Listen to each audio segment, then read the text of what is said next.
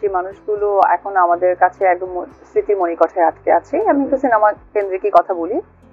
তোমার ধরো শাবনূর আপু, মৌসুমী আপু, পূর্ণিমা আপু, পপি আপু, এই চারজন মানুষের মানে একদম বলতে গেলে একদম টপ অফ দ্য ওয়ান কাজ করেছে। তারপরে ধরো আমি কাজ করেছি, আমার সাথে তখন আমার ওই সময় সাহারা ছিল, রেসি ছিল, আরো অনেকেই কাজ করেছে। সামটাইম পূর্ণিমা আপু আমার সাথে কাজ করার সুযোগ হয়েছে। তার পরবর্তীতে ধরো মাহি এসেছে, পরি এসেছে।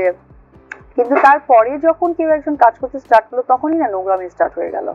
একদম নোংরামি, মানে লাইক এরকম যে কাজের ব্যাখ্যা বা কাজের ফোকাস থেকে না ব্যক্তি জায়গাগুলো প্রেজেন্ট হওয়া শুরু হয়ে গেল। কারণ কি, দেখো মানুষের জীবনে যে কোনো কিছুই ভালো হতে পারে, মন্দ হতেই পারে, এটা অস্বাভাবিক কিছু নয়। কিন্তু যখন ধরো জিনিসগুলোকে অনেক বেশি মানে নেগেটিভিটি, এই মানে মানে চুলাচুলির একটা ব্যাপার, এটা না খুবই লেম দেখায়। এটা আসলে একজন আর্টিস্ট হিসেবে হওয়া উচিত নয়। দেখো, মানুষের মধ্যেই চেঞ্জেস আছে, এবার মানুষই ভুল করে, সেটা আমরা চিরসত্য কথা। কিন্তু যখন আমি বুঝতেই পারবো যে আমি একজন সেলিব্রিটি, আমাকে স্ক্রিনে আসতে হয়, তোমাকে ন্যূনতম সত্য কথাটুকু কিন্তু স্ক্রিনে বলতে হয়।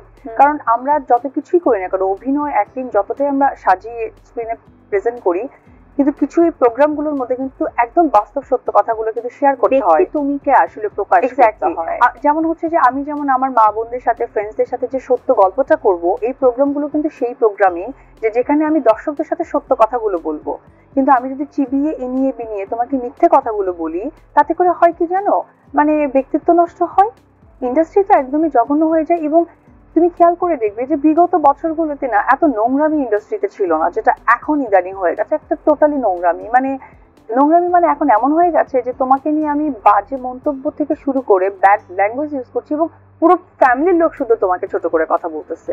মানে ইন্ডাস্ট্রিটা এমন একটা জায়গায় চলে এসেছে, মানে একটা ছোট একটা জায়গা বিলং করার মতো, যে ঝগড়াঝাটি আমি ক্যামেরার সামনে ইচ্ছা মতো বলে যাব, হোক সেটা তোমার টিভি পর্দা, হোক সেটা তোমার নিজস্ব ফেসবুক ওয়াল, কিন্তু করে যাব। এতে করে হয় কি, ব্যক্তিত্বের জায়গাটা ছোট হয়। কারণ এত কাজ করেছি, এত হিরোইনদেরকে ফেস করেছি, হ্যাঁ এত হিরোইন ফেস করেছি, এত কাজ করেছি, আমার বাপের জন্মে এত নোংরামি দেখিনি যে নোংরামি এখন ফেস করতে হয়।